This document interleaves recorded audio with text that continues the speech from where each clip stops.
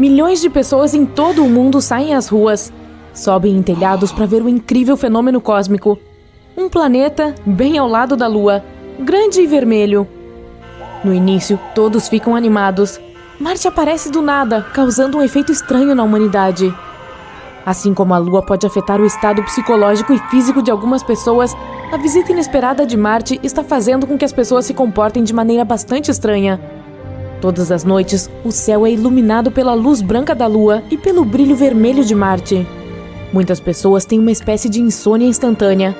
Algumas até param de tomar café, pois não sentem mais sono. Marte traz energia e um pouco de selvageria para as pessoas, as faz rir mais e até enlouquece alguns indivíduos. Todos começam a sair de casa com mais frequência e curtir o céu noturno. Alguns dias depois, todo mundo pode ver que Marte está ficando maior. Os cientistas anunciam que o planeta vermelho está se movendo lentamente em direção à Terra. Uma colisão é inevitável. Os terráqueos têm apenas alguns anos restantes. Há alguns meses, um enorme asteroide colidiu com o planeta vermelho com tanta força que Marte saiu de sua própria órbita e começou a vagar por aí. A chance de Marte chegar perto da Terra sempre seria muito alta.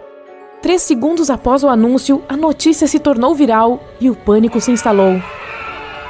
A situação está cada vez pior. Quanto mais Marte se aproxima, mais as pessoas são fisicamente afetadas. Centenas de vídeos aparecem mostrando simulações da colisão entre Marte e a Terra, e nenhum com um final feliz. Quer ver o que acontece? Uma blogueira famosa pergunta a seus seguidores: a Terra ficará quase completamente coberta de água e Marte vai virar pó, areia e rochas. Em seguida, ela coloca uma enorme melancia no meio do quarto e lança uma bola de boliche do lado oposto, atingindo em cheio a melancia. Marte parece quase do mesmo tamanho da Lua agora. Está prestes a entrar na órbita lunar, afetando o campo magnético da Terra. Inundações, furacões, tsunamis, fortes tempestades vão de mal a pior. Os animais enlouquecem. Os pássaros não migram mais para o sul. Auroras boreais aparecem no Caribe. As notícias afetam a economia. As pessoas deixam de ir trabalhar. Por que não o fariam? Elas só querem se divertir e estar com seus entes queridos. Existem recursos suficientes no planeta para durar até a catástrofe, então ninguém está buscando soluções para os problemas da Terra. Roupas, alimentos, carros, iates, o que for, tudo perde seu valor e se torna grátis. Todos os dias, grandes festas de rua aparecem em todo o mundo. As pessoas decidem viver seus últimos meses em paz e harmonia. A catástrofe global está unindo a humanidade como nunca antes. Para sair em grande estilo, os terráqueos se unem na organização de um grande show de rock. O gigante vermelho destruindo nosso lindo planeta azul. Sim, rock and roll é a trilha sonora perfeita. Só há tempo suficiente para comer, dançar, festejar e ouvir boa música. Palcos enormes são construídos em todo o planeta. Será o último concerto de cada músico. Durante toda essa preparação, a esperança aparece de repente. Os cientistas calcularam todos os eventos que ocorrerão quando Marte colidir com a Terra, e eles têm um plano simples. Felizmente, os humanos já haviam planejado se mudar para Marte, então já vinham construindo espaçonaves há anos.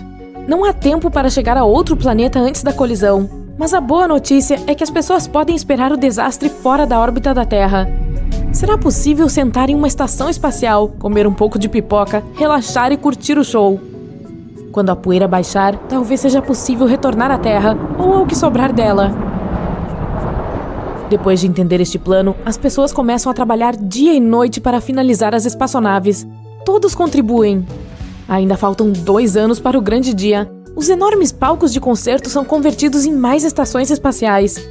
Marte agora está dando às pessoas mais energia, e com um trabalho de equipe épico, as pessoas conseguem criar milhares de estações em apenas alguns meses. Isso é o que acontece quando 7 bilhões de pessoas trabalham juntas. Agricultores, fisioterapeutas, chefes, engenheiros, atletas, contadores, todos numa mesma equipe. Marte está agora mais perto de nós do que a Lua. O gigante vermelho bloqueia o Sol e nosso planeta mergulha na escuridão. Restam apenas alguns dias. As pessoas estão trabalhando como formigas em uma colônia enorme, dando os retoques finais em várias centenas de milhares de estações espaciais. Demora 4 dias inteiros para que todos embarquem, e ainda é necessário carregar os suprimentos, animais, peixes, sementes, plantas, vegetais, frutas, videogames, pacotes de fruta. O gigante vermelho deve entrar na órbita da Terra em alguns dias, quando ele ganhará velocidade. Marte tem apenas um pouco mais da metade do tamanho da Terra, mas lá em cima no céu parece infinitamente grande. As naves começam a decolar. As pessoas dão uma última olhada ao redor, memorizando cada centímetro. Em algumas horas, tudo vai mudar para sempre. As estações voam longe o suficiente para sair da órbita. A colisão de 2 mundos deve ter uma trilha sonora. As estrelas do rock em cada nave organizam um festival de música espacial. Ao som sensacional das bandas de rock, Marte entra na atmosfera da Terra e queima uma fina camada de sua própria superfície. Isso libera uma quantidade incrível de energia. Sua velocidade aumenta cada vez mais, e ao chocar-se com o Oceano Pacífico, uma enorme onda de explosão varre todo o planeta. Tudo é iluminado por chamas, e todos nas naves precisam colocar óculos escuros para que não fiquem cegos. Nosso planeta azul está se transformando em um planeta de fogo. A poeira de Marte se mistura com a água da Terra. A força do impacto atravessa a crosta terrestre, chegando ao magma líquido e quente. Centenas de pedaços de Marte, alguns do tamanho de países inteiros, estão de alguma forma flutuando na atmosfera. A colisão gera tanta energia que todos os oceanos fervem e evaporam. Mares e rios de metal fundido estão agora se espalhando por toda a Terra. Dias, semanas, meses se passam. Um cinturão feito de pedaços de Marte se forma ao redor da Terra. Parece uma versão ígnea de Saturno. Será necessário esperar muito tempo antes que seja seguro pousar de volta, mas a humanidade não pode permanecer viva nas naves todo esse tempo. Comida, água e oxigênio acabarão depois de alguns anos. Mas os cientistas já têm um plano. As naves acionam um botão e se transformam em enormes câmeras criogênicas. As naves são equipadas com painéis de energia, e a Terra escaldante está emitindo muita energia, o suficiente para manter as naves funcionando, enquanto todos a bordo tiram uma soneca de alguns milhares de anos. Assim que o planeta esfriar, os humanos acordarão. Centenas de milhares de anos se passam. Um dia, os alarmes disparam simultaneamente em todas as naves. As pessoas acordam lentamente. Seus corpos estão exaustos, mas depois de alguns bilhões de xícaras de café, todos estão prontos para seguir em frente. Lá embaixo na Terra, novos continentes deveriam ter se formado e a atmosfera provavelmente será diferente. O planeta pode ter perdido sua órbita original, então pode estar girando em um ângulo diferente. As estações, como costumávamos conhecê-las, se foram. Toda a água da Terra evaporou nas primeiras horas, mas havia enormes geleiras em Marte, que poderiam ter derretido com o impacto? Marte pode ter compartilhado sua água com o nosso planeta. As nuvens de poeira e sujeira já devem ter se acomodado, e o solo deve estar muito bom para o cultivo. Todo aquele magma provavelmente expeliu um monte de minerais e produtos químicos úteis. Vai ser difícil, mas a humanidade de alguma forma deve se adaptar à nova Terra. As pessoas estão prontas para tudo.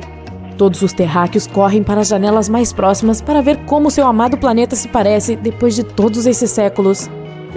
Onde ele está? As pessoas esticam o pescoço, olhando para o lugar vazio onde a Terra costumava estar. O impacto de Marte foi tão forte que empurrou a Terra para fora de sua órbita ao redor do Sol. Ela desapareceu. Ótimo! O que vamos fazer agora? Um cara barbudo pega uma guitarra e diz: vamos tocar.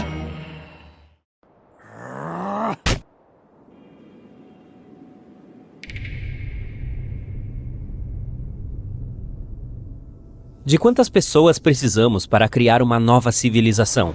E não na Terra, mas em Marte, e em condições limitadas. Se criarmos essa colônia e enviarmos as pessoas para lá, que problemas elas enfrentarão? Como poderão sobreviver tão longe de casa sem qualquer apoio? Um estudo científico recente lança luz sobre essas questões. Então vamos dar uma olhada. Ok, então você quer colonizar Marte. Bom, não é uma tarefa fácil. Marte é o 4º planeta mais distante do Sol e o 7º maior do Sistema Solar. Esse solitário vermelho é muito parecido com nossa Terra. Além disso, antes de se tornar um deserto sem limites, ele poderia até mesmo ter se parecido com a Terra agora. Milhões de anos atrás, havia água, oceanos, plantas e, quem sabe, talvez até vida. Não é de admirar que a colonização desse planeta seja um assunto antigo pra gente. O SpaceX afirma que sua proposta de nave espacial interplanetária poderia desembarcar 100 pessoas a Marte. O proprietário da empresa, o bilionário Elon Musk, falou sobre a criação de uma frota que poderia fornecer um fluxo constante de recursos a Marte. Mas quão realistas são todas essas fantasias? Na verdade, não muito. Antes de enviar pessoas a Marte, precisamos resolver uma série de questões. Por exemplo, exposição à radiação, solo tóxico, baixa gravidade, baixas temperaturas e toda sorte de outras coisas desagradáveis. E é apenas o começo. Serão necessárias pelo menos algumas décadas para criar um veículo que possa realmente pousar com sucesso em Marte e voltar. Mas vamos fazer uma experiência e imaginar que finalmente decidimos colonizar Marte. Como as coisas vão acontecer? Recentemente, os cientistas publicaram um novo estudo sobre esse tema, chamado Número Mínimo de Colonizadores para a Sobrevivência em Outro Planeta. O autor é Jean-Marc Salotti, professor do Instituto Politécnico Nacional de Bordeaux, na França. Seu artigo foi publicado na revista Scientific Reports. Como você deve ter adivinhado, o estudo estava tentando descobrir como poderíamos colonizar outro planeta. De quantos recursos precisamos? Como deve viver essa colônia? Que tipo de trabalho deve fazer e quanto tempo tudo isso levará? E é claro, de quantas pessoas exatamente precisamos? Vamos tentar responder. Agora, imagine que nos mudamos para um futuro maravilhoso. Bem, na verdade não. Um futuro terrível, de fato. Em seu estudo, Salotti sugeriu que a vida na Terra estava ameaçada por algum evento catastrófico. Portanto, a única maneira de a humanidade sobreviver seria ir a Marte ou a algum outro planeta. Nesse cenário imaginário, infelizmente, a entrega de insumos provenientes da Terra foi interrompida, ou até mesmo cessou.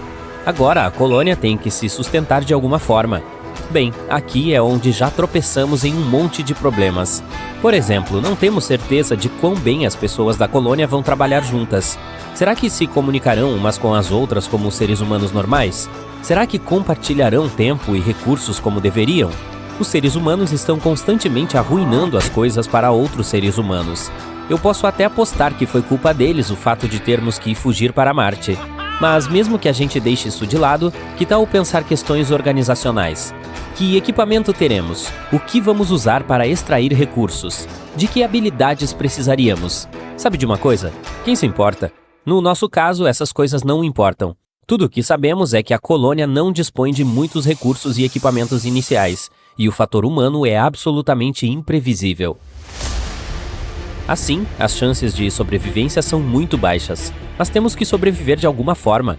Nesse caso, Salotti descreve duas coisas que terão um enorme impacto em nossa sobrevivência, e elas são essencialmente variáveis em uma equação matemática. A primeira é a disponibilidade de recursos locais. Basicamente, significa água, oxigênio e todos os tipos de elementos químicos úteis. Esses recursos devem ser de alguma forma minerados e fáceis de usar.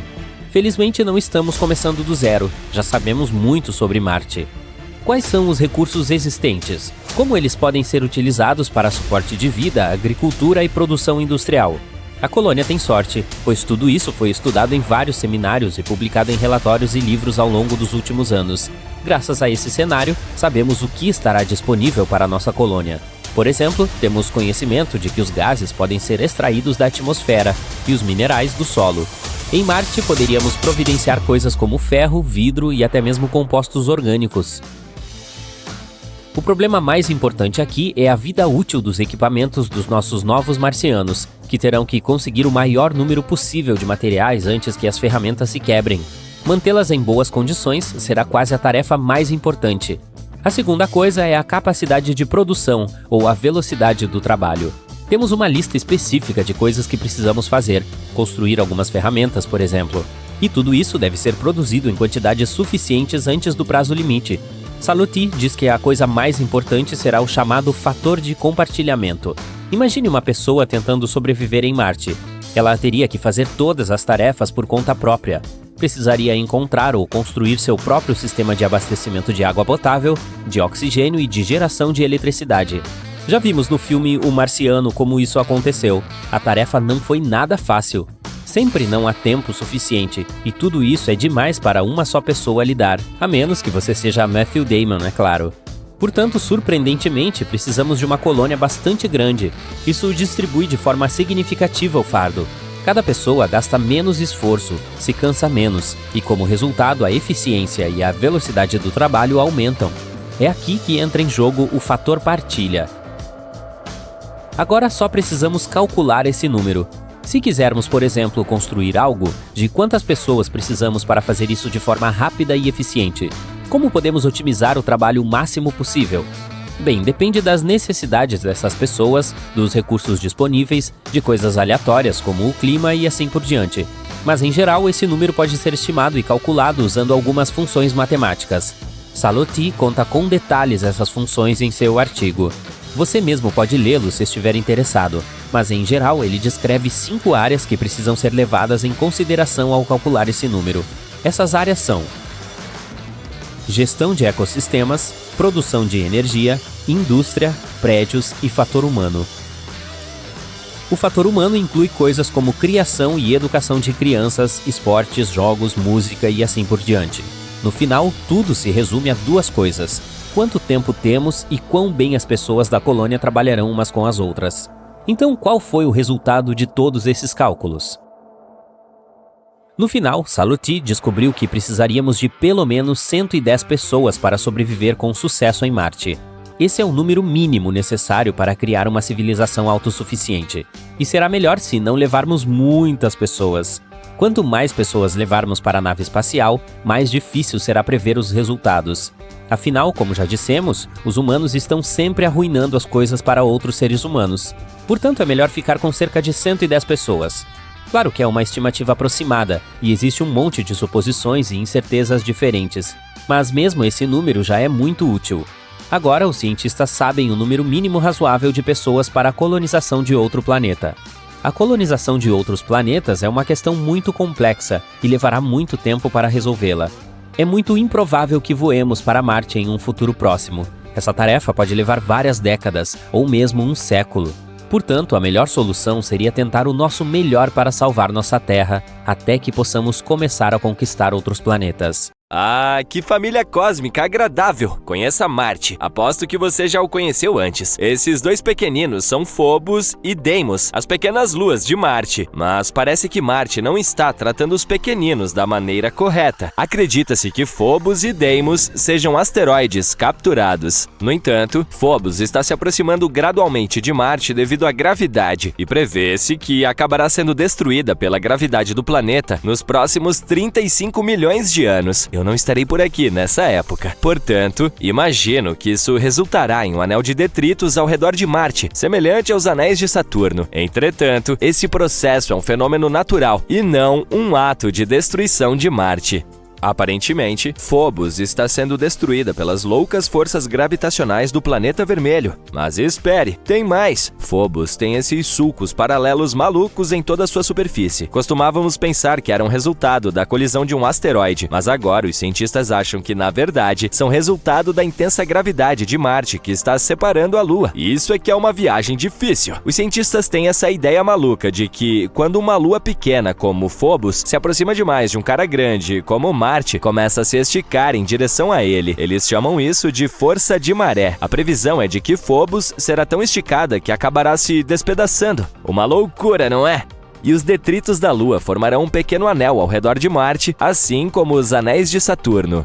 Algumas pessoas pensavam que as listras de tigre de Phobos eram causadas por forças de maré, mas essa teoria foi descartada. Agora, esses pesquisadores geniais fizeram algumas simulações em computador e descobriram que talvez haja uma casca dura por baixo de toda essa penugem que poderia criar sulcos na superfície. Mas não se preocupe, no ritmo em que Phobos está indo, ela se chocará com Marte em cerca de 40 milhões de anos. Mas se as forças de maré já a estiverem destruindo, talvez ela não dure tanto tempo. No entanto, ainda teremos a chance de aprender mais sobre Phobos. A NASA acaba de escolher 10 pesquisadores famosos dos Estados Unidos para fazer parte da equipe de trabalho científico da missão Martian Moons Exploration da JAXA, ou apenas MMX. Como cientistas participantes apoiados pela NASA, eles ajudarão a JAXA a explorar as 2 luas marcianas, Phobos e Deimos. E veja só, estão até planejando pousar em Phobos e coletar uma amostra da superfície. A missão está programada para ser lançada em 2024 e nós colocaremos nossas mãos nessa amostra em 2029. 7 dos sortudos pesquisadores usarão os instrumentos de voo MMX para conduzir suas pesquisas. Phobos é realmente estranha. Tem apenas 27 quilômetros de largura e orbita Marte a uma distância de 6.000 quilômetros. Isso é muito mais próximo do que a Lua da Terra, que leva 27 dias para nos orbitar, mas Phobos está em uma espiral de morte em direção a Marte e está caindo lentamente em direção à superfície do planeta a uma taxa de 1,80 m a cada 100 anos. Mas deve haver um motivo pelo qual Marte está agindo de forma tão desagradável, certo? E se for apenas por pura vingança? Ok, então imagine o seguinte: Marte está cuidando de sua própria vida, sendo quente e aquoso como uma jovem Terra. Ele tem um ótimo campo magnético que o protege da radiação cósmica e mantém sua atmosfera agradável e espessa. A vida é boa. Mas então, pelo menos 20 asteroides, cada um do tamanho de um pequeno país, caem em Marte como um jogo gigante de desabamento. Um deles chega a deixar uma cratera de quase 3.000 quilômetros de largura. Agora imagine como Marte deve se sentir com 2 asteroides sendo suas luas depois do que outros asteroides fizeram com o planeta vermelho. Todos esses impactos são como um grande soco nas entranhas de Marte, e seu campo magnético, que já é fraco, é nocauteado. O núcleo fica superaquecido e não consegue circular adequadamente, o que significa que não há mais campo magnético para proteger o planeta. É como se você não estivesse usando nada na profundidade da Fossa das Marianas. Se isso fosse possível, você estaria indefeso e com frio. Foi basicamente o que aconteceu com Marte. Então agora, o pobre Marte está lá fora, no frio, desprotegido de todos esses raios cósmicos desagradáveis. É como sair de casa sem protetor solar. Não é uma boa ideia, mas pelo menos podemos aprender com os erros de Marte e garantir que a Terra não tem o mesmo destino. Talvez devêssemos começar a investir em um seguro contra asteroides. Mas acredite em mim, o planeta vermelho não é de todo malvado. Na verdade, ele é bastante amigável. Embora Marte pareça ser muito difícil para Phobos, há algo que pode estar prosperando com a ajuda de Marte. Então veja só, uma equipe de cientistas descobriu uma maneira de cultivar arroz em Marte. Sim, você ouviu direito. Eles usaram o MMS, não aquela maneira desatualizada de enviar fotos nos anos 2000, mas um solo especial chamado Mojave Mars Simulant. Ele deve imitar o solo marciano, mas aqui está o problema. O solo marciano tem esses sais de perclorato desagradáveis que podem ser tóxicos para as plantas. Assim, a equipe cultivou 3 tipos de arroz, um normal e 2 com mutações genéticas que os tornam mais aptos a lidar com o estresse, como a seca ou a salinidade. E adivinhe só, as cepas mutantes foram capazes de criar raízes em um solo com 1 grama de perclorato por quilograma. É isso aí, solo marciano! Mas espere um pouco. O arroz cultivado no MMS não ficou tão bom quanto o cultivado em solo de vaso comum. Então, a equipe decidiu misturar um quarto de terra de vaso com um simulador marciano. E veja só! As plantas começaram a se desenvolver melhor. Agora, esses cientistas não estão pensando apenas em alimentar os marcianos. Eles também querem ver se suas descobertas podem ajudar a cultivar plantas em locais da Terra com alta salinidade. E veja só, o projeto inteiro começou quando 2 pesquisadores se encontraram para tomar um café e decidiram tentar cultivar plantas juntos. Isso não é legal? Suspeito que você esteja prestes a dizer: ei, mas se você quiser cultivar arroz em Marte, terá que enviar quantidades insanas de água da Terra, pois não é fácil saciar a sede dessa planta. Você está certo. São necessários cerca de 449 galões de água para cultivar apenas 1 quilo de arroz. Mas adivinhe só, os cientistas acabaram de fazer um anúncio inovador na Conferência de Ciência Lunar e Planetária, no Texas. Eles encontraram uma geleira remanescente perto do Equador de Marte. É isso mesmo, há gelo de água em Marte, mesmo perto do Equador. Essa é uma grande notícia e pode significar que há ainda mais gelo logo abaixo da superfície. Não se trata de uma geleira qualquer, mas de uma geleira remanescente que, segundo estimativas, tem 6 quilômetros de comprimento e até 4 quilômetros de largura. Isso é como o tamanho de uma cidade pequena. Ela tem todas as características de uma geleira, incluindo campos de fendas. Mas veja só, na verdade, não é gelo. É um depósito de sal que se formou sobre a geleira, preservando sua forma. Então, como esse depósito de sal se formou? Bem, parece que os materiais vulcânicos que cobrem a região podem ter algo a ver com isso. Quando esses materiais entram em contato com o gelo da água, os sais de sulfato podem se formar e se acumular em uma camada endurecida e crocante. Com o tempo, A erosão removeu os materiais vulcânicos, expondo os sulfatos e revelando as características exclusivas da geleira. Essa geleira é jovem, provavelmente do período geológico amazônico. Isso significa que Marte teve gelo em sua superfície nos últimos tempos. Quem sabe que outros segredos gelados Marte está escondendo? Mas espere um pouco, ainda há mais pesquisas a serem feitas. Os cientistas precisam descobrir se ainda há gelo de água preservado sob o depósito de sal ou se ele desapareceu completamente. E se ainda houver gelo de água em profundidades rasas perto do Equador, isso poderá ter implicações importantes para a exploração humana. Imagine ser capaz de extrair água do solo em um local mais quente. Seria um divisor de águas. Portanto, vamos ver o que mais esses cientistas descobrem sobre nosso vizinho vermelho favorito. Talvez um dia possamos até visitar pessoalmente a estátua da geleira de sal. Até a próxima! Terra, a terceira rocha a partir do Sol, o planeta azul. Você entendeu? Sua atmosfera é composta por 78% de nitrogênio, 21% de oxigênio e 1% de argônio, vapor de água e dióxido de carbono. Um equilíbrio perfeito para qualquer criatura viva respirar. O clima daqui também é perfeito para a existência da vida, ao contrário de lugares como Saturno, Mercúrio ou qualquer outro objeto celeste do nosso sistema solar. Temos que agradecer à troposfera por isso. Ela é a parte mais densa da atmosfera do nosso planeta e possui entre 8 e 15 quilômetros de espessura. É a camada que sempre afeta nosso clima e garante as condições certas para a existência da vida e de corpos de água. A Terra está quietinha em sua órbita, cuidando da própria vida e dando voltas ao redor do Sol, até que... BAM! Vênus e Marte metem o bedelho e atrapalham a diversão. Ninguém quer deixar nosso pobre planetinha sozinho. Ter esses objetos celestes relativamente grandes se movimentando em nossa direção trará sérias consequências, a começar pelas mudanças na trajetória de órbita. A dos planetas do Sistema Solar precisa manter um certo equilíbrio para que nada dê errado. Então, se qualquer objeto grande se aproximar daqui, vai acabar desviando a nossa trajetória. Os planetas girariam ao redor uns dos outros, causando um monte de desastres naturais em nosso território. Isso afetaria também nosso tempo de rotação, que certamente se tornaria mais lento. Os dias não fluiriam, se arrastariam. Os animais que necessitam da luz do dia teriam que reajustar seus relógios biológicos. Os noturnos também precisariam descobrir uma forma de lidar com as noites longas. As pessoas se adaptaram muito bem ao dia de 24 horas. O tempo por si só é apenas um mecanismo humano para medir as coisas. Teríamos dificuldade para dormir e nos ajustarmos ao dia comprido. Os animais marinhos dependem do fluxo natural das correntes para migrar pelo oceano. Com Marte e Vênus atrapalhando, eles provavelmente também teriam que encontrar novos caminhos. As aves que migram para outras terras ao longo do ano também ficariam confusas e não saberiam o que fazer. De modo geral, a temperatura terrestre aumentaria e fortes ondas de calor e mudanças climáticas permanentes ocorreriam. Isso nos leva ao próximo problema, o calor. O aumento radical de temperatura transformaria tudo em um deserto árido. Seria verão o ano todo, principalmente se Vênus estivesse envolvido. Grande parte do planeta secaria e não serviria para plantar nada. Vênus é quente, aliás, super quente. Apesar de não ser o mais próximo do Sol, é o mais quente. As temperaturas ali são próximas de 480 graus Celsius, o que nos derreteria como se fôssemos um cubo de gelo. As terras em Vênus geralmente são planas, provavelmente por causa da temperatura.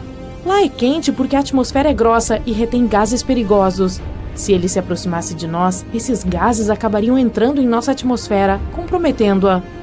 Marte, o planeta vermelho, como o chamamos, é muito frio e pode continuar assim se começar a girar ao nosso redor. Também abriga o maior vulcão adormecido do nosso sistema solar, fazendo o Monte Everest parecer um pequeno arbusto comparado a uma árvore. Com tanta instabilidade, Marte pode simplesmente acordar algum dia e cuspir lava derretida para todo lado. Ele possui uma atmosfera muito fina que o faz ficar congelado. Sua gravidade é muito parecida com a nossa. Lá é muito frio e há calotas polares cobertas com dióxido de carbono. O mesmo se aplica a Mercúrio. Você só conseguiria sobreviver lá se prendesse a respiração e estivesse entre o nascer e o pôr do sol. Os 3 planetas que estão orbitando uns aos outros colidiriam em algum momento. É só uma questão de tempo. E a Lua, pendurada como um mosquito na parede, seria tão insignificante que alguma coisa atiraria dali em determinado momento e outro planeta a captaria em sua órbita. Ou, em um caso mais extremo, colidiria com um dos planetas intrusos. A Terra terá ondas gigantes jamais vistas. Os 2 novos planetas que orbitam ao nosso redor causarão um desequilíbrio enorme, fazendo nossa gravidade sair do controle. Cada onda será maior que a anterior, cobrindo o solo seco. Muitas ilhotas espalhadas pelos oceanos ficarão totalmente submersas. Metrópoles litorâneas e cidades pequenas também serão o novo lar dos peixes. Países costeiros, de modo geral, precisarão de barcos para transportar seus moradores. Barragens e diques não darão conta de conter a água. Todos precisarão se mudar para locais mais altos para escapar das enchentes.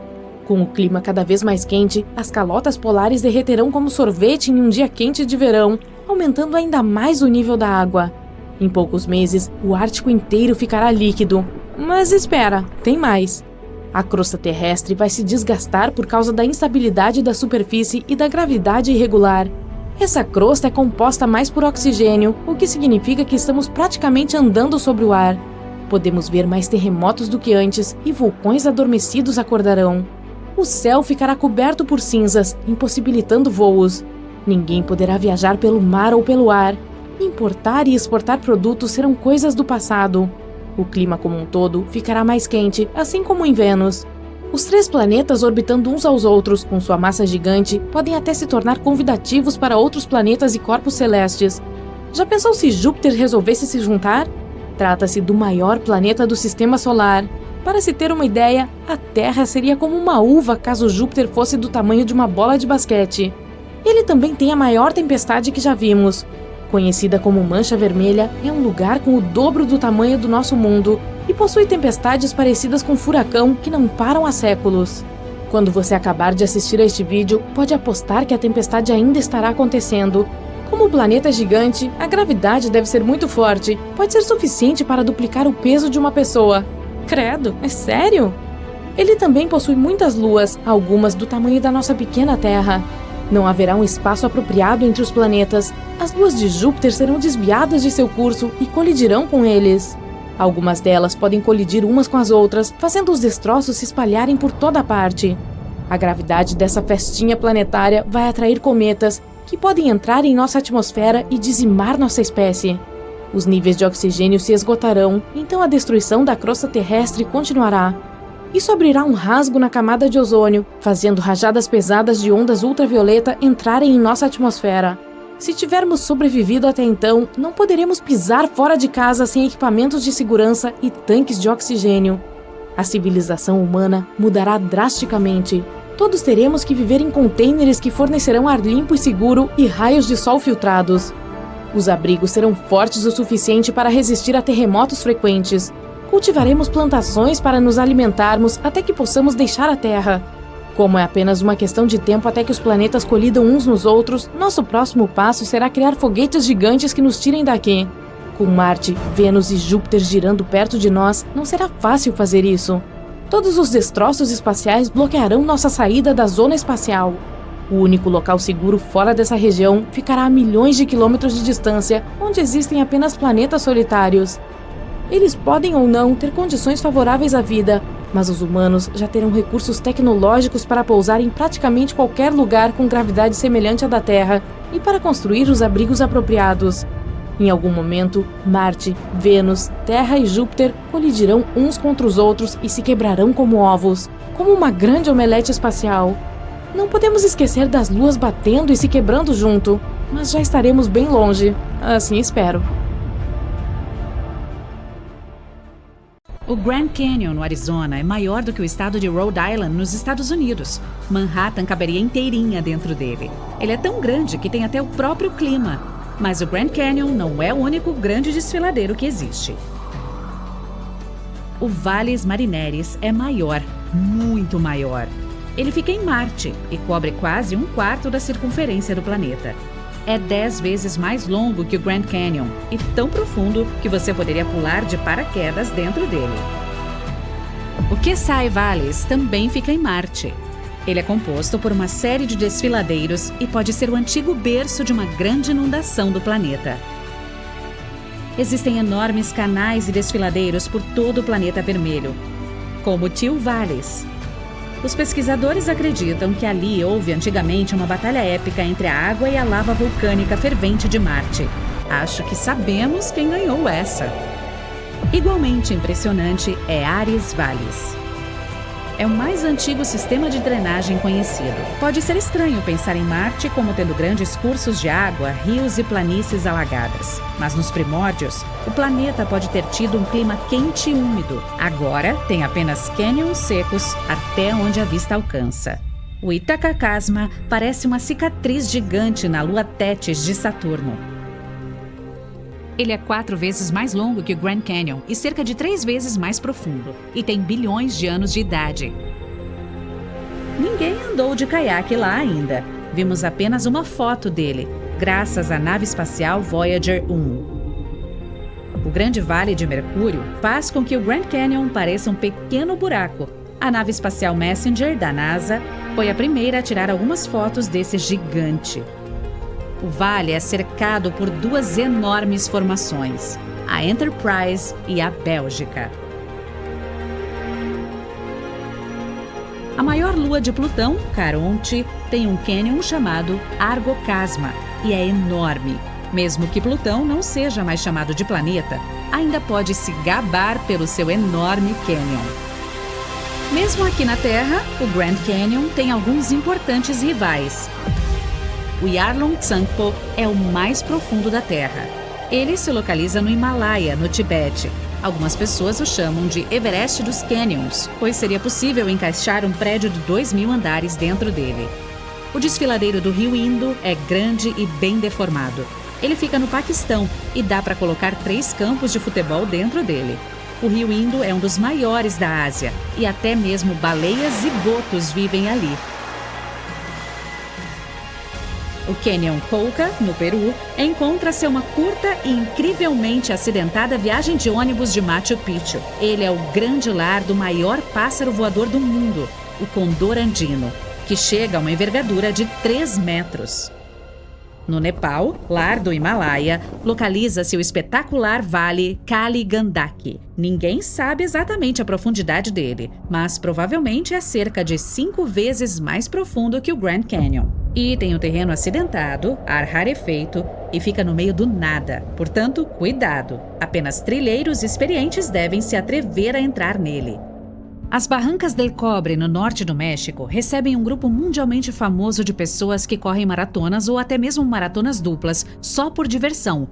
São 6 desfiladeiros juntos, e na parte mais larga há 2 das cachoeiras mais altas do país. O local também tem uma das tirolesas mais longas do mundo e uma das viagens de trem mais assustadoras que existem. Por isso, não olhe para baixo. Mesmo nos Estados Unidos, há um cânion menos conhecido que é mais profundo que o Grand Canyon. É o Hell's Canyon, ou Cânion do Inferno em português. Localiza-se na fronteira entre os estados de Oregon e Idaho. Ele foi formado pelo rio Snake e é o lar da cordilheira Seven Devils, ou Sete Diabos em português. O Kings Canyon fica na área do Parque Nacional de Yosemite. Ele é cerca de 1,5 vezes mais profundo que o Grand Canyon. Perto dali está a 2ª maior árvore da Terra, a General Grant. O maior cânion da Austrália é o Cupertee Canyon, e você pode ganhar dinheiro indo até lá. Mais ou menos isso. Ao longo dos anos, alguns ciclistas e pessoas acampadas com sorte encontraram pedras preciosas nas margens do rio Cupertee. Se você for sortudo, também verá algumas pinturas rupestres de 2.000 anos. O Tiger Leaping Gorge, ou Desfiladeiro Salto do Tigre na tradução, parece ter saído de um conto de fadas, mas ele é muito real, profundo e assustador. A lenda diz que um tigre estava sendo perseguido e saltou sobre o rio no fundo do desfiladeiro com a ajudinha de uma pedra perfeitamente posicionada bem no meio do rio. O Grande Vale do Rift é 15 vezes maior que o Grand Canyon. Então, ele tem mais de 3.000 quilômetros de comprimento. Atravessa 2 continentes e é o berço de cerca de 30 lagos. Dá até para vê-lo do espaço. Então, se você estiver flutuando pelo cosmos, dê uma conferida nele. O Canyon de Cotahuasi é fundo, muito fundo. É possível fazer atividades radicais como rafting, caiaque, trilhas para caminhada e aparentemente os mosquitos são bastante radicais lá também. Existe um cânion no Tibete que, tenho certeza, bate um recorde mundial. Tente procurar por Canyon Polung Tsangpo. Não aparece nenhuma imagem. E estamos em 2021. Que loucura! O que tem lá? Sim, provavelmente somente um rio e coisas relacionadas. O Canyon Chicamoca, na Colômbia, é quase tão profundo quanto o Grand Canyon. Esportes radicais dominam o lugar. Tirolesa, canoagem, parapente, até o teleférico deles é radical. É um passeio de 25 minutos íngreme. Vamos para o Grand Canyon da Groenlândia, que se estende por centenas e centenas de quilômetros sob o país que lhe dá nome. A água do degelo dos icebergs corre por meio da formação. Na verdade, foi a NASA que o descobriu. Há um canyon absolutamente enorme na Antártica. O único problema é que você não consegue vê-lo. Mas, aparentemente, ele é muito frio e todo branco. O mar também tem alguns desfiladeiros incríveis. O Zamchud Canyon é um dos maiores subaquáticos. Ele fica bem na costa do Alasca e é o lar de focas, golfinhos e baleias. O desfiladeiro subaquático mais profundo é cerca de 6 vezes mais fundo que o Grand Canyon. É a famosa Fossa das Marianas. Se conseguir chegar até o fundo, você quebrará o recorde mundial de mergulho mais profundo de todos os tempos. O Grand Bahama Canyon é outra maravilha subaquática. Você poderia simplesmente deixar cair o edifício do Empire State lá dentro e nunca daria para vê-lo da superfície. A Baía de Monterey é bem tranquila, mas seu canyon pode ser tudo menos isso. Há peixes-lanterna, lulas, tartarugas marinhas, sebastes e lontras marinhas, todos juntos por lá. Ah, e milhares de águas-vivas. Então tome cuidado para não te pegarem. Também tem a kelp gigante por lá, uma alga que pode atingir até 30 metros de comprimento. O Canyon Hudson vai do porto de Nova York direto para o mar. E é nojento. Claro, ele tem formações de esponjas e corais no fundo do mar, mas também possui um monte de lixo e lodo de esgoto cobrindo o fundo. O Avilés, na costa da Espanha, é um dos cânions subaquáticos mais profundos do mundo e um dos poucos lugares onde vivem lulas gigantes. O local é famoso por seu coral branco e pelo fato de ser incrivelmente frio.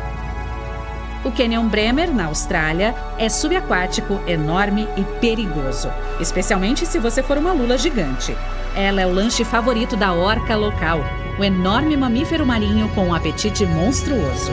A formação natural é um importante destino turístico atualmente, especialmente para quem quer tirar uma foto das mais de 100 orcas que ali vivem. O Canyon de Nazaré fica perto de Portugal. Trata-se do maior desfiladeiro submarino da Europa e tem cerca de 5 quilômetros de profundidade, o que equivale a 6 dos edifícios mais altos do mundo. Nele se formam ondas altíssimas, por isso se tornou um paraíso para o surf de ondas grandes. O Canadian Arctic Rift System é enorme. Ele vai do Mar Labrador até o arquipélago Ártico e liga os oceanos Ártico e Atlântico. Então imagine isso.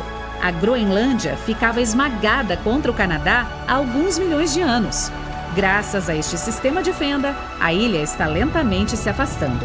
Pense em como o Canadá seria enorme se a Groenlândia se juntasse a ele. Algo está se aproximando da superfície do planeta. Parece uma bola de fogo que se aproxima cada vez mais a uma velocidade realmente incrível. Logo, torna-se óbvio que a colisão é inevitável. Bum! O impacto deixa uma enorme cratera. Ela evapora milhares de quilômetros cúbicos de rocha sólida e também desencadeia uma série de desastres naturais terríveis. Sim, eu sei o que você está pensando. Você acha que estou falando da colisão catastrófica que ocorreu há cerca de 66 milhões de anos na Terra. Você sabe, a que foi responsável pela extinção dos dinossauros não avianos e de 3/4 de todas as outras formas de vida em nosso planeta. Mas não. O desastre de que estou falando aconteceu em um planeta diferente. Os cientistas pensam que nosso vizinho próximo, Marte, certa vez viveu a mesma catástrofe que atingiu a Terra. Aconteceu há cerca de 3,4 bilhões de anos. Uma colisão com um asteroide pode ter causado um mega tsunami no planeta vermelho, semelhante ao causado pelo impacto do Chicxulub na Terra. Os cientistas identificaram uma cratera de impacto em Marte que provavelmente foi deixada por uma colisão de asteroide ou cometa com a superfície do planeta. Muito provavelmente o corpo espacial pousou em um oceano nas terras baixas do norte marciano, e o impacto foi tão poderoso que causou um mega tsunami.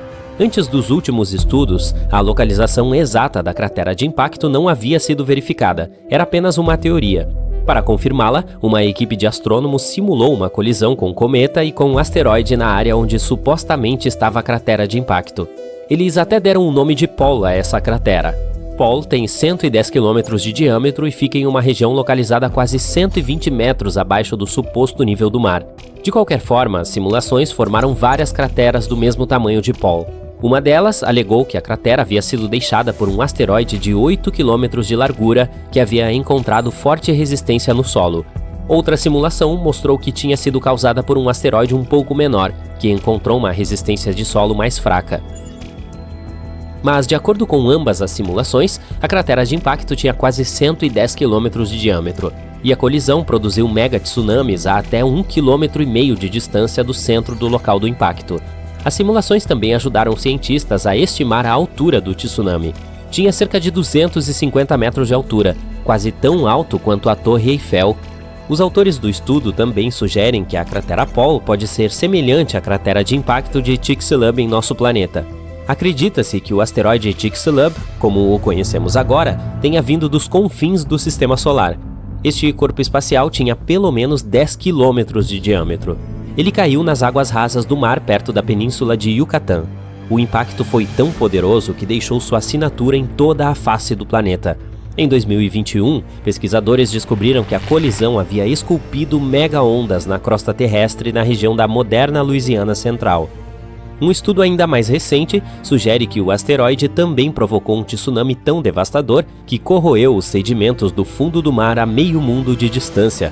A equipe de cientistas fez um modelo dos eventos dos primeiros 10 minutos após o impacto, que mostrou que o asteroide havia produzido ondas até 30.000 vezes maiores do que um dos maiores tsunamis já registrados, o do Oceano Índico, que atingiu a Indonésia em 2004. A colisão deslocou tanta água que criou uma onda de quase 1,5 km de altura.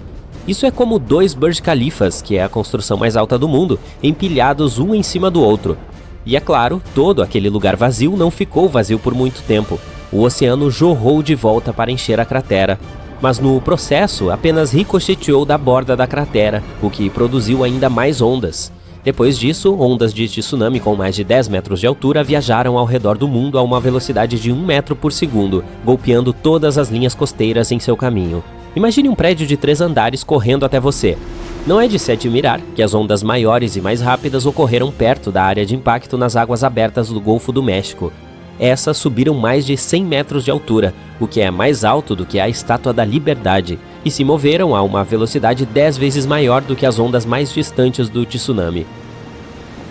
Mas de volta ao planeta vermelho, alguns especialistas pensam que não um, mas 2 mega-tsunamis podem ter acontecido. Eles podem ter sido desencadeados por um par de impactos de meteoros separados por vários milhões de anos.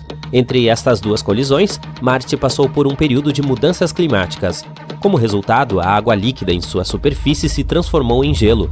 Em outras palavras, o primeiro impacto de asteroide muito provavelmente produziu ondas compostas de água líquida. E o segundo tsunami foi provavelmente formado por pedaços arredondados de água gelada. A propósito, o maior asteroide que já caiu na Terra pode não ter sido, na verdade, o que acabou com os dinossauros. Uma colisão muito mais catastrófica provavelmente aconteceu há cerca de 3,5 bilhões de anos. Novas evidências científicas encontradas no noroeste da Austrália sugerem que o asteroide de que estou falando tinha de 19 a 30 km de diâmetro. Ele atingiu a Terra a uma velocidade imensa, liberando uma quantidade de energia inimaginável. Isso me faz pensar, e se algo assim acontecesse hoje em dia? Mais de 30.000 objetos que estão circundando a Terra hoje em dia podem potencialmente se chocar com o nosso planeta. A NASA considera que cerca de 1.500 deles são potencialmente perigosos. Estas rochas espaciais são os restos deixados depois que o Sistema Solar foi formado há cerca de 4,6 bilhões de anos. Por exemplo, em 2004, astrônomos descobriram um enorme asteroide próximo à Terra. As primeiras observações mostraram que a chance de a rocha espacial atingir nosso planeta era inferior a 3%. O asteroide foi chamado de Apophis. Tem mais de 360 metros de diâmetro e pesa cerca de 20 milhões de toneladas. Ele deve atravessar o céu em 13 de abril de 2029. Apophis passará a uma distância de 30.000 quilômetros da superfície terrestre.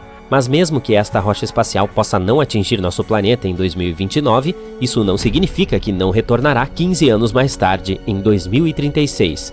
Se um objeto desse tipo atingir nosso planeta, as consequências serão imprevisíveis. Elas podem variar desde vidros estilhaçados e janelas quebradas, até a maioria das formas de vida sendo varridas da face da Terra. E isso provavelmente afetará a internet. Esse último pensamento é verdadeiramente assustador, mas felizmente as tecnologias modernas provavelmente nos ajudarão a evitar quaisquer consequências catastróficas. Especialistas desenvolveram várias maneiras de evitar que um filme de desastres na vida real aconteça. Por um lado, poderíamos usar uma nave espacial para tirar de seu curso este visitante do espaço sideral, ou poderíamos de alguma forma explodi-lo em pedaços. Os cientistas também poderiam retardar a rocha com a ajuda de luz solar concentrada, ou as pessoas provavelmente poderiam desviá-la com um trator gravitacional, que é uma nave espacial teórica capaz de influenciar objetos no espaço sem tocá-los. Nos filmes de ficção científica, um enorme asteroide muitas vezes se esgueira na Terra e acaba sendo uma surpresa desagradável para os astrônomos. Ele se choca com o nosso planeta a uma velocidade vertiginosa e é descoberto apenas semanas, ou até mesmo dias, antes da colisão. Na realidade, os cientistas estão constantemente observando todos os grandes objetos na vizinhança terrestre. Isso significa que haveria muito tempo para fazer algo antes que o inevitável acontecesse. Há 3 tipos de missões que os cientistas podem preparar com pouca antecedência. Tipo 0, quando uma nave espacial pesada se precipita em direção ao intruso com um único objetivo, derrubá-lo de seu curso. Neste caso, os astrônomos teriam que contar com as informações já disponíveis. A missão tipo 1 envolveria um olheiro. Ele seria lançado primeiro para obter mais informações de perto sobre a rocha espacial. Somente depois disso, a nave espacial principal seria lançada. Com informações mais precisas, sua jornada seria muito mais produtiva. E se os cientistas escolhessem a missão tipo 2, enviariam um olheiro e uma pequena espaçonave ao mesmo tempo. A espaçonave desviaria o asteroide para fora do seu curso. Então, o olheiro reuniria todas as informações necessárias. Com base nestes dados, a espaçonave terminaria seu trabalho com um segundo round mais mirado. Se nenhum desses métodos funcionasse, poderíamos tentar ir fundo no subsolo ou mesmo construir um abrigo no fundo do oceano. Mas neste caso, precisaríamos encontrar fontes de energia que poderiam nos ajudar a sobreviver por pelo menos várias décadas. Além disso, teríamos que criar um sistema de suporte de vida que pudesse, de alguma forma, manter o ar e a água frescos. O solo sob seus pés é vermelho e seco. O local está muito frio. Uma poeira cor de ferrugem está flutuando no ar. Você dá um passo, depois outro. É difícil se mover por causa da espessa camada de poeira em que seus pés estão afundando. Você está em Marte e veio até aqui após ouvir uma notícia absolutamente incrível. Hoje em dia, o chamado planeta vermelho parece de fato seco e empoeirado. Mas os cientistas acreditam que esse mundo pode ter sido muito diferente há muito tempo. Eles encontraram algumas evidências de um enorme oceano que poderia ter existido na superfície de Marte há cerca de 3,5 bilhões de anos. E esse oceano provavelmente cobria centenas de milhares de quilômetros quadrados. Tudo começou com várias imagens de satélite da superfície do planeta vermelho. Elas foram tiradas de diferentes ângulos. Como resultado, os pesquisadores conseguiram construir um mapa de relevo da área. Eles mapearam mais de 6.500 quilômetros de formações específicas que provavelmente foram esculpidas por rios. Essas formações também podem ser canais que foram esculpidos no fundo do mar. Os cientistas usaram os dados coletados pela sonda Mars Reconnaissance Orbiter em 2007. Eles analisaram a espessura das cristas, seus ângulos e localizações. Seu principal objetivo era explorar a depressão topográfica chamada Aeolis Dorsa. Descobriu-se que todos esses anos atrás, essa parte do planeta vermelho estava passando por uma série de mudanças constantes. Elas poderiam ter sido causadas pelo rápido movimento de rochas, puxadas por correntes e rios, bem como por aumentos perceptíveis no nível do mar. Os pesquisadores também notaram um limite bastante claro que separava as terras altas do sul de Marte, elevadas e com muitas crateras, das planícies suaves do planeta. Era muito semelhante a uma linha costeira deixada por um oceano gigantesco. Tudo isso provavelmente significa que, nos tempos antigos, havia de fato um oceano na superfície marciana, um grande oceano. O que é ainda mais empolgante, a existência desse oceano pode significar a existência de vida. Essa descoberta pode dizer muito aos cientistas sobre o clima antigo do planeta vermelho, bem como sobre sua evolução. Agora sabemos que deve ter havido um período em Marte em que o planeta era bastante quente e sua atmosfera era espessa o suficiente para manter tanta água líquida. O que é ainda mais incrível é que o clima no hemisfério norte de Marte, há 3 bilhões de anos, poderia ser parecido com o que temos na Terra atualmente. Mas então, onde está esse oceano agora? O que aconteceu com ele? Talvez o clima do planeta vermelho estivesse ficando mais frio e a superfície do oceano tenha congelado. Há uma teoria que afirma que atualmente o oceano permanece em seu estado congelado, sob uma camada de rocha, detritos e poeira, em uma planície ao norte chamada Vastitas Borealis. Ou as águas do oceano podem ter se perdido na atmosfera e, eventualmente, no espaço por meio do processo de pulverização atmosférica. Durante esse processo, os átomos são eliminados da atmosfera após colidirem com partículas de alta energia provenientes do Sol. De qualquer forma, a teoria de um oceano que já cobriu uma parte substancial do hemisfério norte de Marte ainda não foi confirmada. Os cientistas ainda estão discutindo sobre sua existência. Por enquanto, Marte é um mundo muito frio, com uma temperatura média de 60 graus Celsius negativos. A superfície do planeta é rochosa, é coberta por leitos de lagos secos, crateras, vulcões e cânions. O oceano que pode ter existido em Marte não é a única coisa incrível sobre esse planeta.